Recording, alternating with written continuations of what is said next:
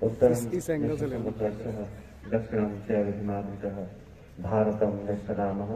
भारतीय यत्र संतते। दक्षिण में हिंद महासागर से लेकर के उत्तर में हिमालय तक बसा ये सुंदर देश भारत और यहाँ उपस्थित भारत माता की संतानें, आप सभी को इससे गणतंत्र दिवस की हार्दिक बधाई और शुभकामनाएं देता हूँ। परम सम्मानीय आज के कार्यक्रम के अध्यक्ष महोदय, श्रीमान निदेशक सर, यहाँ मंच पर उपस्थित डीन एकेडमिक्स महोदय, कुल सचिव महोदय, सभी विभागों से जुड़े हुए विभागाध्यक्ष महोदय, महनीय विद्वान शिक्षक संवर्ग, कर्मचारी वर्ग और भारत की नौजवान युवा शक्ति, आज का ये दिवस हम सब के लिए निश्चित रूप से एक महत्वपूर्ण दिवस है, क्योंकि इस दिवस को गुलामी के एक लंबे कालखंड के बाद हमने भारत की आजादी के बाद भारत की समृद्धि को, भारत की प्रगति को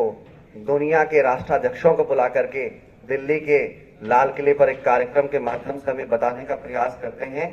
कि भारत ने आजादी के बाद क्या समृद्धि हासिल की है, क्या प्रगति हासिल की है,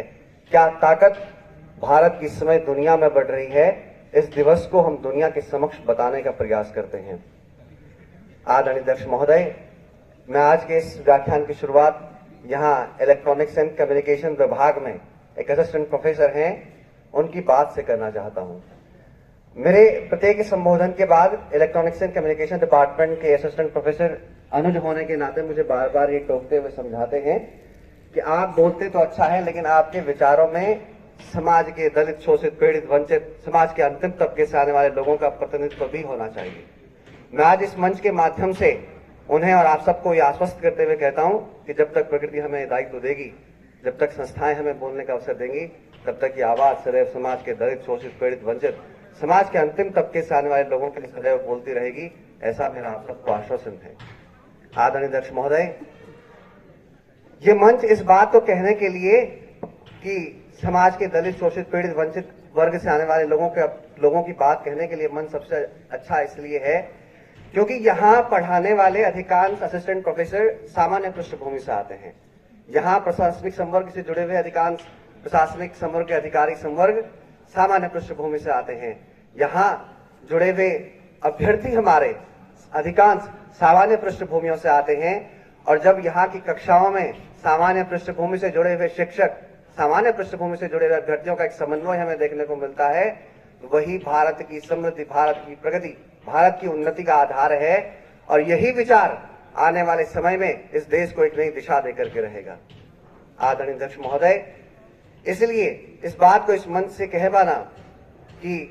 ये मंच सामान्य पृष्ठभूमि से के लोगों की बात को कहने के लिए सबसे अधिक प्रासंगिक मंच है। आदरणीय अध्यक्ष महोदय, आज हम दुनिया के सबसे संभावनाशील देश में हैं। दुनिया ने जितनी उम्मीदें भारत के युवाओं से लगाई हुई हैं, दुनिया को इतनी उम्मीदें किसी और देश के युवा संवर्ग से नहीं है। आज दुनिया भारत की ओर देख रही है। हमने पिछले इतने वर्षों में अपने त्याग, अपनी तपस्या, अपने पुरुषार्थ के माध्यम से हमने दुनिया को जो करके दिखाया है, तकनीक के क्षेत्र में, प्रबंधन के क्षेत्र में, मैनेजमेंट के क्षेत्र में, वही वो ताकत है कि आज दुनिया भारत के युवाओं को अपने देश में आकर्षित करने के लिए लालायित है। दुनिया ने देखा है कि भारत के युवाओं ने अपने पुरुषार्थ के दम पर, अपनी ताकत के दम पर, अपने कौशल के दम पर आज दुनिया को जिस तरीके की शिक्षा व्यवस्था दिखाई है, दुनिया को जिस तरीके का प्रबंधन दिखाया है, वही भारत को एक नई दिशा देता है। आदरणीय अध्यक्ष महोदय, आज